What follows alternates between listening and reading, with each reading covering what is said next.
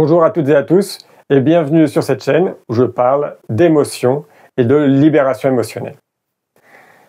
Aujourd'hui, j'ai envie de vous parler de comment notre corps parle de nos émotions. Comment visuellement, la forme de notre corps peut nous donner beaucoup d'informations sur quelles sont les émotions qui ont le plus marqué notre vie. Si vous écoutez cette vidéo jusqu'à la fin, je vous donnerai la manière la plus simple de perdre du poids quand vous avez de l'embonpoint. Je vais vous la donner même si cela va à l'encontre complètement de tout ce que je peux vous dire sur cette chaîne. Mais je vais vous le dire à la fin de cette vidéo.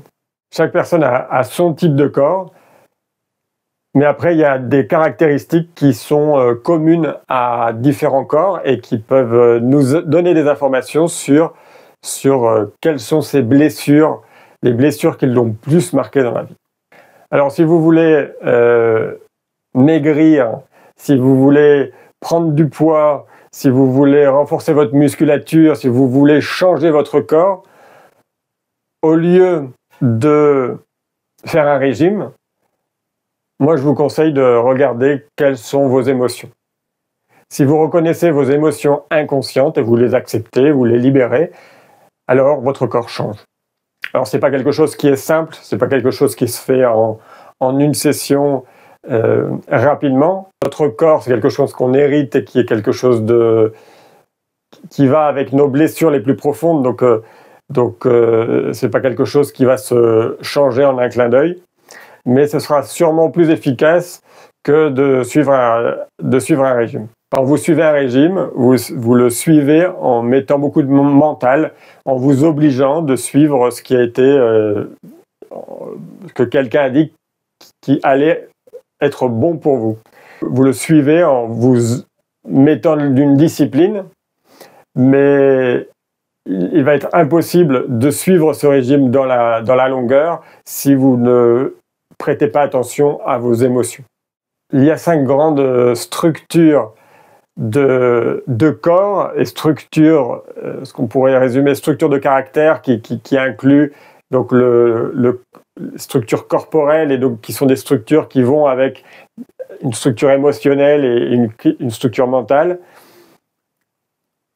Les différents corps étant superposés. On a un corps physique, on a un autre corps émotionnel qu'on ne voit pas mais qui est présent énergétiquement, et on a un corps mental avec nos pensées. Et tout ça va imbriquer l'un dans l'autre, et pour pouvoir faire évoluer l'un, il faut comprendre l'ensemble et essayer de faire bouger l'ensemble en même temps. Donc on a 5 structures, 5 grandes structures, qui après se déclinent en combinaison de structures. La première structure dont je vais parler, c'est la rigidité. C'est comme une armure qu'on se met sur notre corps pour ne pas voir les structures qui sont en dessous. La rigidité est faite, donc c'est une force mentale. C'est donc les gens qui ont une grande capacité mentale, qui grâce à leur mental influent sur tout le corps. La seule chose qu'on peut faire vraiment en influence sur le corps avec le mental, c'est de le rendre rigide. Avec la structure rigide, on recherche la perfection et on veut un corps d'athlète avec les muscles qui vont avec tout, une perfection dans les détails. Donc ça va avec des pensées comme je dois être le meilleur, je n'ai pas le droit à l'erreur, je dois réussir. C'est un trauma qui intervient vers l'âge de 7 ans, vers l'âge de raison, ou à partir du moment où on sait que l'enfant a la capacité de contrôler ses émotions par le mental. Quand on lui dit « ne pleure pas » et qu'il arrive à ne pas pleurer. Et donc c'est vers l'âge de 7 ans. La deuxième structure dont je vais vous parler, c'est la structure orale. La structure orale, donc, elle se présente avec un corps qui a plutôt un ventre arrondi. C'est la structure de celui qui a manqué d'affection de ses parents, principalement de sa mère. Il a un rapport à la nourriture de vouloir combler un manque. Toute toute sa structure, son énergie vient du fait de combler un manque. Et c'est un manque d'amour qu'il n'a pas reçu dans l'enfance. Donc il va le combler, il peut le combler par la nourriture, il peut le combler en essayant de voler, entre guillemets, l'attention des autres, en parlant beaucoup, en séduisant. Cette structure peut se noter également avec la position du cou qui peut être un peu plus basse, avec le menton un peu avancé, comme l'enfant qui voudrait pouvoir téter un peu plus longtemps ou qui voudrait pouvoir manger un peu plus. La troisième structure, c'est la structure masochiste, qui est la structure de la victime. Alors, quand on parle de victime et dans la structure masochiste, on entend donc celui qui est victime, il y a celui aussi qui est le bourreau, et il y a aussi le sauveur. Les trois vont ensemble. C'est la même structure avec des matices différentes.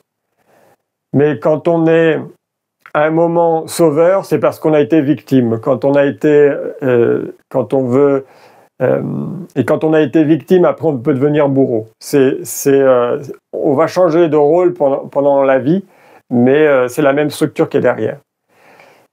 Donc c'est la structure de la victime, c'est celle qui pense que les autres on lui veut du mal, la vie lui veut du mal, et il n'y a rien à faire.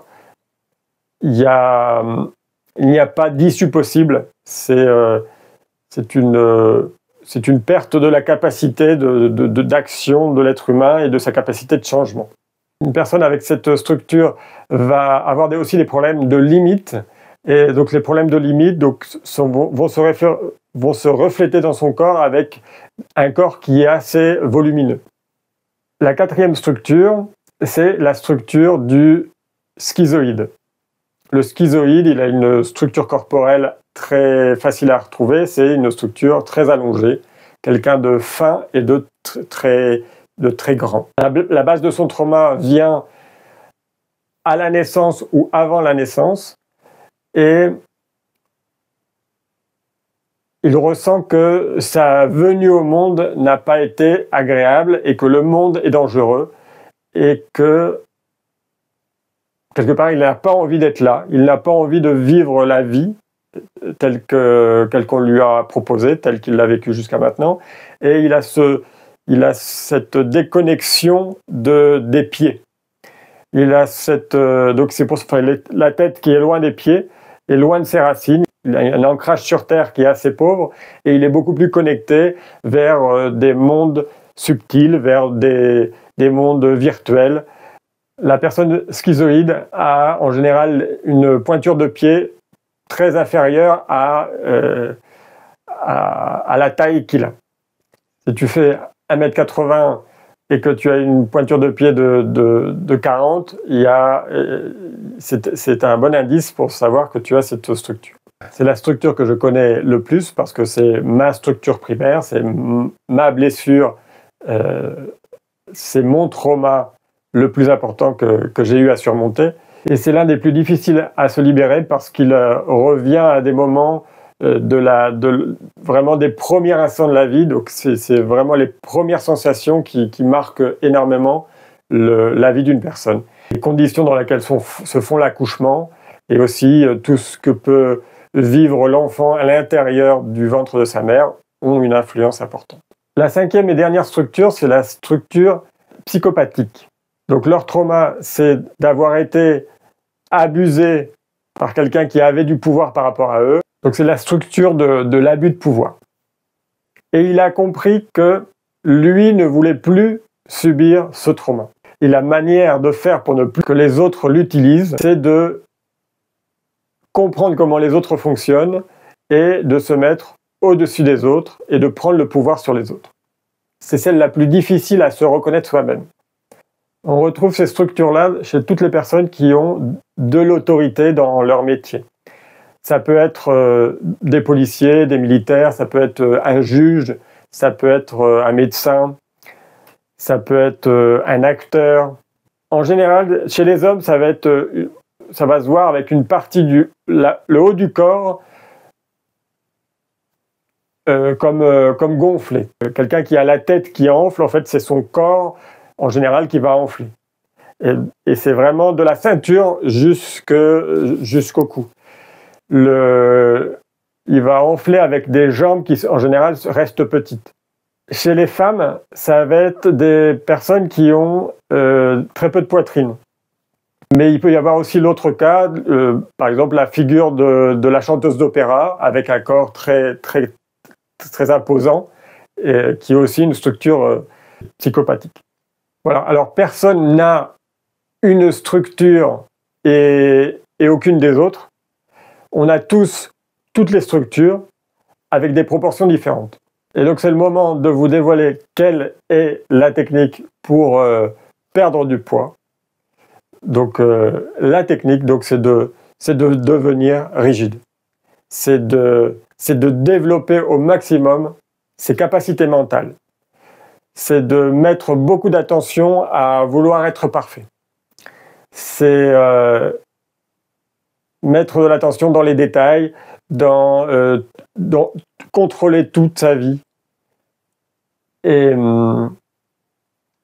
avec cette attitude mentale-là, et en essayant donc de suivre un régime avec cette attitude-là, donc vous pouvez, pour développer le mental, vous pouvez jouer aux échecs, vous pouvez lire beaucoup, vous pouvez résoudre des problèmes de maths, des problèmes de sudoku, vous pouvez...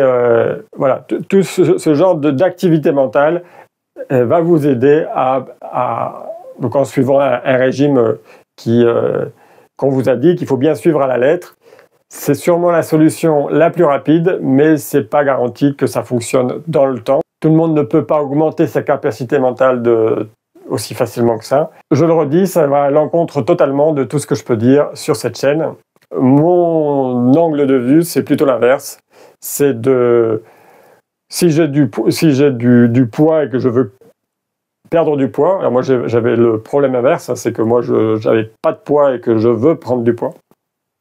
Quand on veut perdre du poids, il faut savoir si on est plus dans la structure orale ou plus dans la structure masochiste. Si on est plutôt maso, donc il faudra savoir remettre des limites dans notre vie et savoir, au niveau mental, de vouloir reprendre les rênes de sa vie, reprendre conscience que l'être humain a énormément de capacités créatrices et de créer sa propre vie. Si on est plutôt oral et qu'on veut perdre du poids, c'est plutôt sur...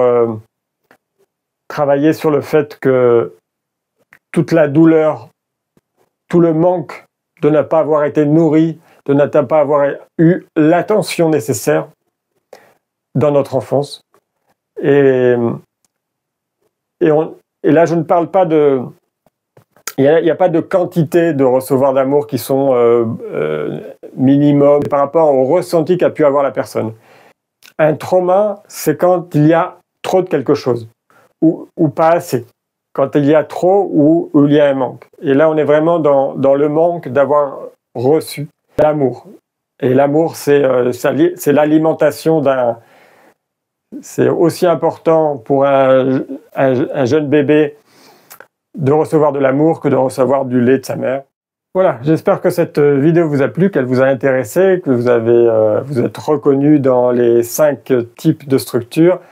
Vous pouvez me faire des commentaires sur la vidéo en général. Vous pouvez me dire aussi dans quelle structure vous êtes reconnu. Si vous voulez me contacter, vous retrouvez toute l'information sous cette vidéo. Et je vous dis à bientôt pour une prochaine vidéo.